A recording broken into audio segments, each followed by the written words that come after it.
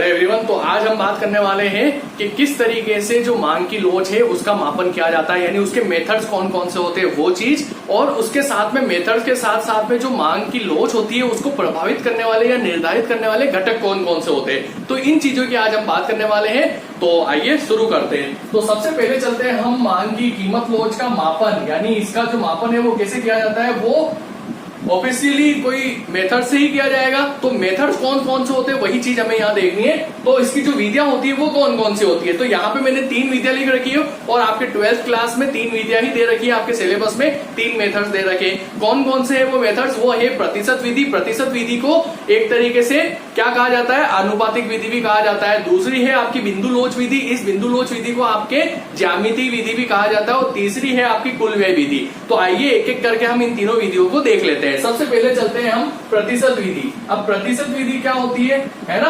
प्रतिशत विधि जैसे मैंने यहाँ लिख रखा है, मांग में प्रतिशत परिवर्तन का कीमत में प्रतिशत परिवर्तन से भाग देने पर प्राप्त हो। ठीक है ना। यहाँ पर सीधी सी बात है, आपको जब मैं मांग की लोच इससे पहले वाले लेक्चर में मैंने पढ़ाया तो वहां पे जो हमने सवाल किया था मांग की कीमत लोच का, वही फॉर्मूला, सेम फॉर्मूला प्रतिशत विधि, यानी वो हमने प्रतिशत विधि से ही निकाला था और वो प्रतिशत विधि का ही हमने फॉर्मूला देखा था। क्या फॉर्मूला था वहां पर, वो फॉर्मूला था मांग मात्रा में प्रतिशत परिवर्तन अपॉन कीमत में प्रतिशत परिवर्तन। यही चीज हो रही है, देख लीजिए। मांग में प्रतिशत परिवर्तन का कीमत में प्रतिशत परिवर्तन का भाग देने पर प्राप्त होती है। कौन सी प्रतिशत विधि से क्या प्राप्त होती है, मांग की लोच। ठीक है ना। अब यहाँ देखिए, यही फॉर्मूला हमने पहले भी लिखा था। अब इसको अगर शॉर्ट में लिखते हैं तो कैसे लिखते हैं ये भी मैंने आपको बताया था। जो प्रतिशत परिवर्तन है उसके लिए आप क्या करेंगे, यहाँ पर मांग मात्रा में परिवर्तन अपॉन प्रारंभिक मांग। ठीक है ना, प्रारंभिक मांग। ठीक है, फिर अपोन आ जाएगा, फिर कीमत में प्रतिशत परिवर्तन, यानी कीमत में परिवर्तन अपोन प्रारंभिक कीमत। ठीक है ना। इससे क्या आ जाएगा, प्रतिशत निकल जाएगा और इस तरीके से ये फॉर्मूला बनेगा। इसका लास्ट जो फॉर्मूला मैंने आपको बताया था, सब आपको मैंने पहले वाले लेक्चर में बता रखा है। वो क्या था, delta Q upon delta P into P upon Q. ठीक है ना, ये फॉर्मूला लगेगा लास्ट में। ठीक है ना, यानी क्वांटिटी में होने वाला चेंज, प्राइस में होने वाला चेंज, इंटू प्राइस, प्रारंभिक प्राइस, और अपॉन क्यू यानी जो प्रारंभिक मात्रा है वो। यहाँ पर एक क्वेश्चन देख लेते हैं। जैसे फॉर एग्जांपल क्वेश्चन दिया गया कि जो क्वांटिटी है वो 10 रुपए पर एक तरीके से 50 है। ठीक है ना। अगर कीमत बढ़कर 20 हो जाती है तो क्वांटिटी जो है वो कम होकर 25 हो जाती है। ठीक है ना, क्या हो गई, 25 हो गई। तो फिर मांग की लोच क्या होगी। तो प्रतिशत विधि से निकालना है तो हम क्या करेंगे, यहाँ हमें ऐसा दे रखा है तो अगर आपको डायरेक्ट प्रतिशत दे दिया जाए जब तो इस फॉर्मूले में डाल देना है। यहाँ डायरेक्ट नहीं दिया गया है, यानी चेंज क्या आया, क्वांटिटी में क्या चेंज आया, 50 से 25 यानी 25 का चेंज आया। अपॉन कीमत में क्या चेंज आया, 10 से 20 यानी 10 का चेंज आया। इंटू प्रारंभिक कीमत क्या है 10 अपॉन प्रारंभिक मात्रा क्या है 50। तो इसको आप सोल्व कर दीजिए, है ना। 25 दूनी 50 यानी 1/2 यानी 0.5। ये जो है आपकी डिमांड कहलाएगी, ये आपका आंसर हो गया। तो इस तरीके से प्रतिशत विधि, इसको आनुपातिक विधि भी बोलते हैं, और इससे जो है हम मांग की कीमत लोच निकाल लेते हैं और कीमत लोच हमें प्राप्त हो जाती है।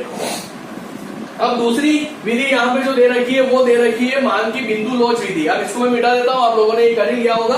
ठीक है ना, इसको मैं मिटा देता हूँ। अब जो है वो है हमारी मांग की बिंदु लोच विधि। बिंदु लोच विधि को ज्यामितीय विधि भी कहते हैं और इसके क्वेश्चन अधिकतर आपसे एग्जाम में पूछे जाते हैं। तीनों में से किसी के भी क्वेश्चन आपसे पूछे जा सकते हैं। मांग की लोच निकालने का क्वेश्चन आपके न्यूमेरिकल आता है, अधिकतर 90% चांस है। ठीक है ना, तो देखिएगा इसको ध्यान से। अब मांग की बिंदु लोच क्या होती है, बिंदु लोच जब कोई वक्र दे रखा हो, आपको वक्र दे दिया जाए और आपको कहा जाए कि इस वक्र के इस बिंदु पर लोच निकालिए, तो वहां हम प्रयोग करते हैं बिंदु लोच विधि का। कैसे करते हैं वो मैं अभी आपको बताने वाला हूं। देखिए, सबसे पहले अर्थ देख लीजिए। मांग वक्र के बिंदु पर लोच ज्ञात करनी हो तो उसके लिए हम प्रयोग करते हैं बिंदु लोच विधि, जिसको हम क्या बोलते हैं, ज्यामितीय विधि। कैसे निकालते हैं, देखिए यहाँ पर जैसे इस तरीके से आपको वक्र बनावा दे दिया जाए और इस तरीके से आपको ये रेखा दे दी जाए और किसी भी बिंदु पर अगर आपको मांग की लोच ज्ञात करने के लिए कह दिया जाए, ये जैसे y एक्सिस हो गया, ये 0, ये x एक्सिस हो गया, और यहाँ मान लो ये a बिंदु हो गया, ये b बिंदु हो गया, ये बीच वाला एक और बिंदु c हो गया, यहाँ पे ये बिंदु हो गया m, और यहाँ पर ये बिंदु हो गया मान लो n। फॉर एग्जाम्पल किसी भी इसमें से किसी भी बिंदु पर आपको मांग की लोच ज्ञात करने के लिए दे दिया जाए, ये एक सरल रेखा है, सरल रेखी मांग वक्र के किसी भी बिंदु पर आप लोच ज्ञात कर सकते हैं। किससे ज्ञात कर सकते हैं? बिंदु लोच विधि से। कैसे ज्ञात करेंगे? उसके लिए एक फॉर्मूला होता है। उसके लिए फॉर्मूला क्या होता है? निचला हिस्सा जो मांग वक्र होता है ना, उसका निचला हिस्सा, या फिर आप इसको निचला उपखंड भी बोल सकते हो, अपॉन ऊपरी उपखंड या ऊपरी हिस्सा, ठीक है ना, उस बिंदु से, जो बिंदु है ना उस बिंदु से। अब देखिए फॉर एग्जाम्पल समझने की कोशिश करना, मान लो आपको बिंदु सी पे अगर मांग की लोच ज्ञात करने के लिए कहा जाए, तो बिंदु सी से निचले का हिस्सा क्या है? सी से लेके बी तक, यानी सी बी निचला हिस्सा हो गया, अपॉन ऊपरी हिस्सा क्या है? सी से लेके ए तक, यानी सी ए, तो ऊपरी हिस्सा क्या हो गया? सी ए। अब यहाँ देखिए ये बिल्कुल पॉइंट जो है बिल्कुल बीच में है, बिल्कुल बीच में, यानी ऊपर का हिस्सा और नीचे का हिस्सा दोनों बराबर है, ठीक है ना, और दोनों बराबर होगा तो मांग की लोच क्या आएगी? एक आएगी। जैसे मान लो ये ऊपर का हिस्सा हम अगर न्यूमेरिकल देखें, मान लो 5 है, तो नीचे का हिस्सा भी 5 है, 5 से 5 कटा तो क्या आया? 1 आया, यानी मांग की लोच क्या होती है? यहाँ पर इकाई के बराबर होती है, इक्वल टू 1, ठीक है, आया समझ में? बस इसी तरीके से करना है। जैसे फॉर एग्जांपल इस एम बिंदु पे दे दिया जाए, तो इस एम बिंदु पे क्या है? निचला हिस्सा ज्यादा है, यानी एम से लेके बी तक निचला हिस्सा ज्यादा है, अपॉन ऊपरी हिस्सा एम से लेके ए तक, यानी एम ए, ठीक है ना। अब यहाँ देखिए जब निचला हिस्सा ऊपर ज्यादा है और ऊपरी हिस्सा नीचे कम है, तो इसका मतलब जो संख्या हमारे पास आएगी वो इकाई से अधिक आएगी, यानी ये क्या होगा? हमारा ग्रेटर देन 1 होगा। क्या होगा? मांग की लोच जो है वो ग्रेटर देन 1 आएगी, ईडी क्या आएगी? ग्रेटर देन 1 आएगी, ठीक है ना। यहाँ क्या हो रहा है? इस बिंदु पर क्या है? निचला हिस्सा कम है और ऊपरी हिस्सा ज्यादा है। निचला हिस्सा कम यानी ऊपर की ओर अगर कम संख्या है और नीचे की ओर अगर ज्यादा संख्या है, तो जो संख्या आएगी हमारी भाग लेने पर वो क्या आएगी? इकाई से कम आएगी। तो यानी यहाँ पर हमारी जो मांग की लोच आएगी ईडी वो आएगी लेस देन 1, ठीक है ना। तीनों पता पड़ गया, यहाँ पर इक्वल टू 1, यहाँ ग्रेटर देन 1, यहाँ लेस देन 1। अब मान लो इस बी बिंदु पर पूछ लिया जाए, तो इस बी बिंदु पर क्या होगा? इस बी बिंदु पर निचला हिस्सा क्या है? 0 है, अपॉन बी बिंदु पर ऊपरी हिस्सा क्या है? ए से बी है, ठीक है ना। तो 0 में अगर हम किसी भी चीज का भाग देते हैं तो क्या आता है? 0 ही आता है। तो यहाँ पर हमारी जो मांग की लोच है वो 0 होगी, जिसको हम बोलते हैं पूर्णतया बेलोचदार। इसी तरीके से इस बिंदु पर देखिए, इस पे निचला हिस्सा क्या है? ए से लेके बी तक है, अपॉन ऊपरी हिस्सा क्या है? ऊपरी हिस्सा 0 है, तो यहाँ पे क्या आएगा? अनंत आएगा, क्योंकि 0 का किसी में भी हम भाग देते हैं तो अनंत आएगा, ठीक है ना, जिसको हम बोलते हैं पूर्णतया लोचदार। तो ये पांचों पॉइंट पे क्या क्या लोच निकलती है? अनंत ए बिंदु पर, इस पर ग्रेटर देन 1, इस पे बराबर 1, इस पे लेस देन 1 और इस पे 0। ये इस तरीके से आप मांग की लोच निकालते हैं। ये फॉर्मूला है निचला हिस्सा ऊपरी अपॉन ऊपरी हिस्सा। समझ में आया होगा आप लोगों को। बढ़ते हैं आगे। अब चलते हैं हम तीसरी जो विधि होती है हमारी, उसपे तीसरी विधि होती है जिसको हम बोलते हैं कुल व्यय विधि। इस कुल व्यय विधि को देने वाले जो है मेन रूप से वो है हमारे मार्शल महोदय। कौन है? मार्शल महोदय। उन्होंने कहा कि जब कीमत में कोई चेंज आता है तो कीमत में चेंज आने से जो कुल व्यय होता है, जो एक्सपेंडिचर होता है, उसमें जो आता है चेंज, उस चेंज से जो है मांग की लोच निकाली जाती है। कैसे? देखिएगा, जैसे यहाँ मैंने लिख रखा है, सबसे पहले अर्थ देख लीजिए आप। कीमत में परिवर्तन से कुल खर्च में होने वाले परिवर्तन से हम लोच निकालते हैं। इन्होंने 3 प्रकार की लोच बताई। एक तो बताई लोचदार, एक बताई एकिक और एक बताई बेलोचदार। अब ये कैसे निकलती है ये देखिएगा आप। जैसे लोचदार, इसमें क्या होता है कि कीमत में परिवर्तन होने से जो कुल खर्च, यानी कीमत बढ़े, है ना, कीमत बढ़े तो कुल खर्च कम हो जाए और कीमत घटे तो कुल खर्च बढ़ जाए, यानी इनवर्स रिलेशन हो खर्च में और कीमत में, तो वो कहलाती है लोचदार। ठीक है ना। इसको समझ लेते हैं सबसे पहले एक एग्जांपल से। जैसे मान लो 2 रुपए कीमत है और 2 रुपए कीमत पे जो इकाइयां खरीदी है वो मान लो 20 खरीदी है, ठीक है ना, या फिर मान लो 10 खरीदी है, ठीक है ना। 10 खरीदने से अब यहाँ क्या हो रहा है? कितना खर्च हो रहा है? टोटल 10 इकाइयां खरीदी, 2 रुपए कीमत, यानी खर्च कितना आ रहा है?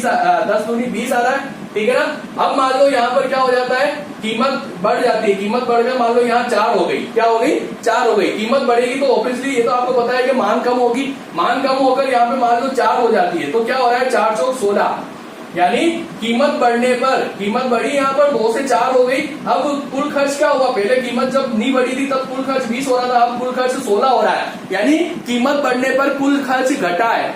और मैंने अभी क्या बोला? कीमत बढ़ने पर कुल खर्च घटे या कीमत घटने पर कुल खर्च बढ़े, तो वो कहलाती है लोचदार। यहाँ क्या होता है? एक में कीमत बढ़े या घटे कुल खर्च समान रहे। जैसे मान लो यही एग्जांपल हम लेते हैं, 2 पे 10 इकाइयां ली तो कुल खर्च कितना हुआ? 20 हुआ, ठीक है ना। कीमत बढ़ गई 4 हो गई और मान लो इकाइयां 5 हो गई, यानी यहाँ पे भी कुल खर्च 20 हुआ, ठीक है ना। तो यहाँ पे भी 20, यहाँ पर भी 20, जिसको बोलते हैं एक एक, यानी कीमत बढ़े या घटे कुल खर्च समान रहता है। तीसरी होती है बेलोचदार, यहाँ पर जो है धनात्मक संबंध रहता है, मतलब कीमत घटे तो कुल खर्च भी घटे, कीमत बढ़े तो कुल खर्च भी बढ़े। जैसे देखिए इसी एग्जांपल को हम लेते हैं, 2 से 10 हुआ तो मान लो 20, ठीक है ना। अब कीमत बढ़ी, मान लो कीमत बढ़कर 4 हो गई, ठीक है ना, और जो क्वांटिटी है वो 6 हो गई, तो 6 चौक 24, यानी कीमत बढ़ने से क्या हुआ, कीमत बढ़ने से जो कुल खर्च है वो भी बढ़ गया। कीमत बढ़ी 4, कुल खर्च भी बढ़ गया, 24 हो गया, 20 था पहले, ठीक है ना।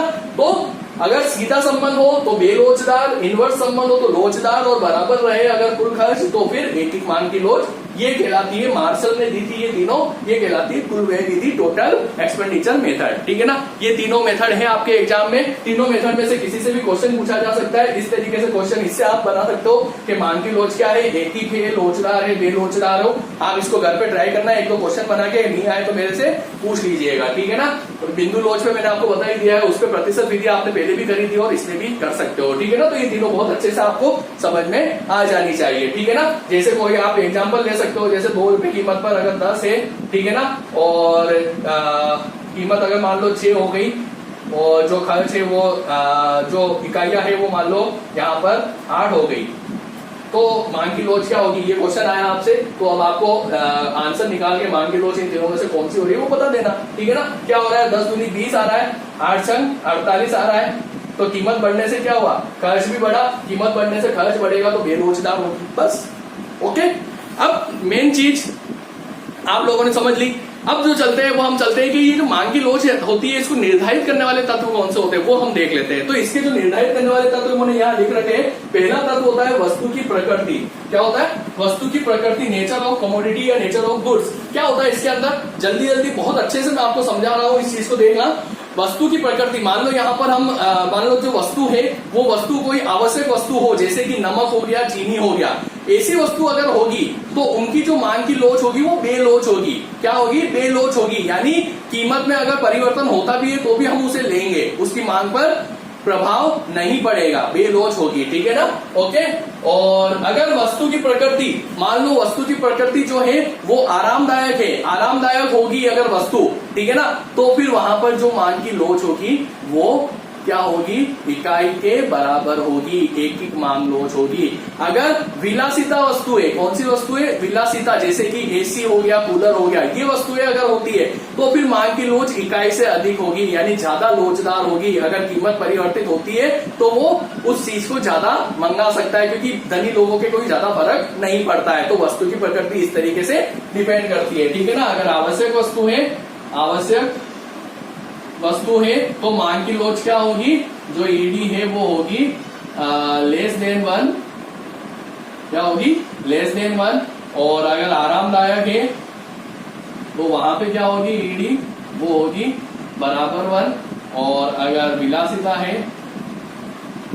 तो फिर क्या होगी, ईडी वो होगी ग्रेटर देन 1। और यहाँ पर आवश्यक वस्तु में एक्चुअली 0 होगी, क्योंकि यहाँ पर एक तरीके से उसे लेनी ही है, कोई फर्क नहीं पड़ेगा, बेलोच होगी। क्या होगी, बेलोच, और यहाँ पर लोचदार और यहाँ पर बेलोच, ठीक है ना। प्रतिस्थापन वस्तु की उपलब्धता, सेकंड, देखिए किसी वस्तु की अगर प्रतिस्थापन वस्तु उपलब्ध है तो उसकी मांग की लोच लोचदार होगी, क्योंकि उसकी कीमत में चेंज आने पर आप दूसरी वस्तु खरीद लेंगे तो उसकी लोच पे फर्क पड़ जाएगा। लेकिन अगर किसी की प्रतिस्थापन वस्तु उपलब्ध नहीं है तब तो फिर आपको उसको लेना ही है, यानी उसकी लोचदार होगी। समझ गए आप लोग, ठीक है। तीसरी चीज, वस्तु के विभिन्न उपयोग। अगर कोई वस्तु ऐसी है जिसके विभिन्न उपयोग लिए जा सकते हैं तो वो उसकी जो मांग की लोच है वो लोचदार होगी। अगर किसी के विभिन्न उपयोग नहीं लिए जा सकते तो उसकी लोच लोचदार नहीं होगी। जैसे फॉर एग्जाम्पल मान लो आप बिजली का प्रयोग करते हैं, अगर बिजली की कीमत बढ़ जाती है तो आप खाना बनाने में या फिर पानी गर्म करने में आप उसको प्रयोग में लेना बंद कर देंगे, तो लोच क्या हो गई, कम हो गई, यानी लोचदार, ठीक है ना। तो इस तरीके से होता है। बजट में वस्तु का महत्व, अगर आपका कोई भी व्यक्ति है उसका अगर बजट में वस्तु का महत्व ज्यादा है कि ये वस्तु मैं ज्यादा खरीदता हूं तो उसकी मांग की लोच जो होगी वो लोचदार होगी, बाकी की बेलोच होगी। उपभोक्ता की आदत, मान लो फॉर एग्जाम्पल उपभोक्ता अगर मान लो जो तंबाकू सिगरेट वगैरह ये वैसे नहीं पीना चाहिए, लेकिन अगर मान लो कोई इसका यूज करता है तो कीमत बढ़े या घटे उसका उस पर कोई फर्क नहीं पड़ता है, यानी आदतें भी लोच को निर्धारित करती है, यानी इनकी लोच क्या होती है, बेलोच होती है। क्या होती है, बेलोच होती है, ठीक है ना। समय, टाइम पीरियड भी, मांग की लोच को निर्धारित करता है। टाइम अगर कम होता है तो आप जो उपभोग की आदत है, जो उपभोग करता है व्यक्ति वो कम करता है। टाइम ज्यादा होता है तो उपभोग ज्यादा करता है, यानी टाइम कम हो तो लोच भी कम और टाइम ज्यादा हो तो लोच भी ज्यादा। तो ये कुछ निर्धारित करने वाले तत्व है। तो ये हमारा जो मांग की लोच है वो चैप्टर भी यहीं पे खत्म हुआ। मांग की कीमत लोच क्या होती है वो मैं आपको इससे पहले वाले में बता चुका हूँ, बाकी ये आपने समझा। इसके बाद चलेंगे हम कॉन्सेप्ट ऑफ सप्लाई। ठीक है ना, आज के लिए इतना ही, धन्यवाद।